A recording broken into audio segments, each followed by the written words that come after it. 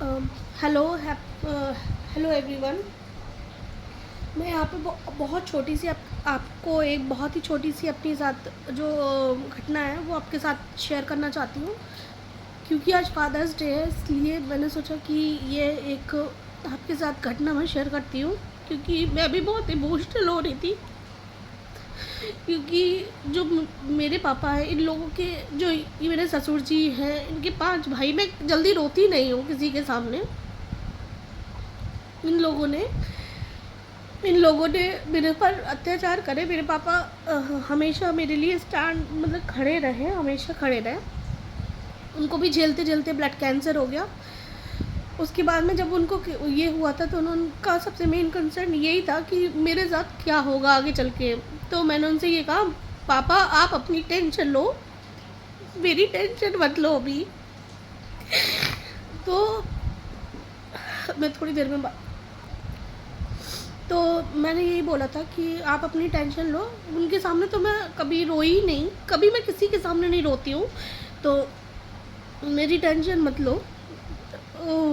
लेकिन एक बाप के दिल पे क्या, एक बेटी के बाप के दिल पे क्या बीतती है, मैं बहुत अच्छे से समझ सकती हूँ। तो जब मेरे पापा एडमिट थे सफदरजंग में, ज़िंदगी और मौत के बीच में लड़ रहे थे, तब जो इनके भाई लोग थे, जो मेरे ससुर जी और उनके भाई लोग थे, उन्होंने मेरे साथ मारपीट की थी। और उन्होंने मेरे पापा के लिए गंदा गंदा बोला, जब कोई इंसान उठ के नहीं आ सकता था। तो उन्होंने मेरे साथ मेरा मीटर उखाड़ के फेंका, मेरे मेरे घर का सामान फेंका, मारपीट की। ये सब चीज़ें मैं बोलती नहीं हूँ क्योंकि मुझे रोना आ जाता है ये बोलते हुए। तो इन लोगों ने ये सब काम करा, इनके भाइयों ने, 5 भाइयों ने और ससुर जी ने। तो ये सब चीज़ें थी। उसके बाद में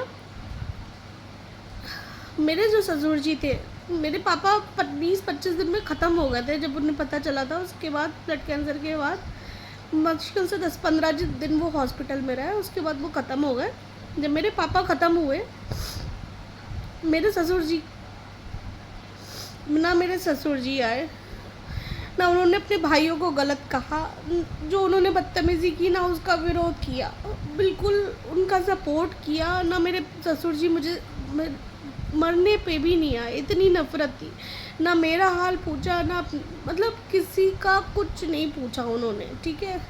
उनसे बहुत लोगों ने कहा, उनके आसपास के लोगों ने कहा कि इंसान किसी के अच्छे काम में ना खड़ा हो, लेकिन किसी के बुरे काम में इंसान को ज़रूर जाना चाहिए। आप जाके खड़े होके आ जाओ, लेकिन वो नहीं आए। ना कोई नहीं आया मेरे ससुराल से, ना मेरी सास आई, ना ससुर आए। सब थे उस टाइम पे, सब अच्छे खासे भले चंगे चल फिर रहे थे, लेकिन कोई नहीं आया।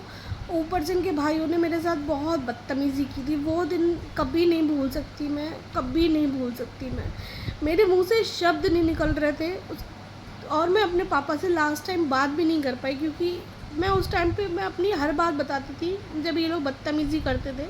लेकिन उस टाइम में बताना सही नहीं था, उनकी कंडीशन सही नहीं थी। तो मैंने कहा, पापा आप जब बोले बेटा तुम परेशान लग रही हो, तो मैंने कहा मैं परेशान नहीं हूँ, आप ठीक हो जाओ, बस ठीक हो के आ जाओ।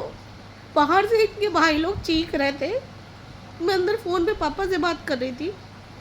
जब मैंने फ़ोन रखा, मुझे रोना आ रहा था, उनके सामने रो नहीं सकती थी। जब मैंने फ़ोन रखा, उसके बाद में मैं दोबारा उनको फ़ोन किया तो वो वेंटिलेटर पे जा चुके थे। तो यही बस इतनी बात है कि बहुत सज्जन लोग हैं। और इसके बाद शायद ये मेरी पहली और आखिरी वीडियो, क्योंकि मैं अपने पापा के बारे में ज़्यादा बात नहीं कर पाती हूँ, तो इससे ज़्यादा मैं बात नहीं कर पाऊँगी बस। तो बस यही चीज़ है कि मैं इन लोगों की सबको बताऊँगी चीज़ें।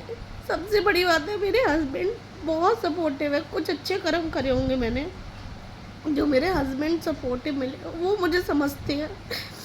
वरना तो कब का कब का ये मुझे भी ख़त्म कर चुके होते। ये लोग इसमें के लोग हैं, पैसे के लिए कुछ भी कर सकते हैं, कुछ भी कर सकते हैं। वही चीज़ है, भगवान इनके घर कोई अपनी लड़की ना दे। बहुत मैं पहली ही इनकी खानदान में लड़के की बहू हूँ। मैं बस यही अनुरोध करूँगी, इनके घर लड़की ना दें, और लड़की दे तो हर महीने भरने का कुव्वत रखे, या फिर ऐसे घुटने के लिए तैयार हो जाए जैसे मेरे माँ बाप घुटे हैं। मैं ये पहली और आखिरी वीडियो बना रही हूँ इस चीज़ पे, क्योंकि आज फादर्स डे है, तो मुझे भी लगा कि मुझे डालना चाहिए ऐसा कुछ।